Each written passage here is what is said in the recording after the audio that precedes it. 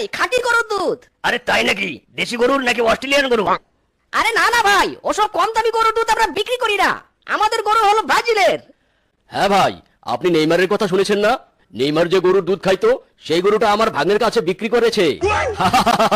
আমরা সেই গরুর দুধ বিক্রি করি। কিন্তু ভাই, আমি তো আর্জেন্টিনা সাপোর্ট করি, ব্রাজিলের দুধ কি করে কিনবো?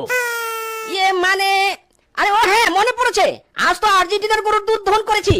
আসলে কি জানেন তো ভাই, আমার খামারে অনেক দেশের গরু তো, তাই মনে থাকে না আর কি। এই যে এই আকাশি কালারের দুধ আর্জেন্টিনার।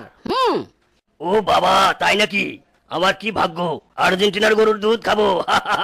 দেন ভাই দেন, আমাকে 1 লিটার বোতল দেন। এই যে ভাই নেন, কিন্তু 10 টাকা বেশি দিতে হবে। 10 টাকা কেন? চাইলে আরো বেশি দিব ভাই। নদীর পানি মিশিয়ে দেখছি দুধগুলো আকাশি কালার হয়ে ভালোই হয়েছে।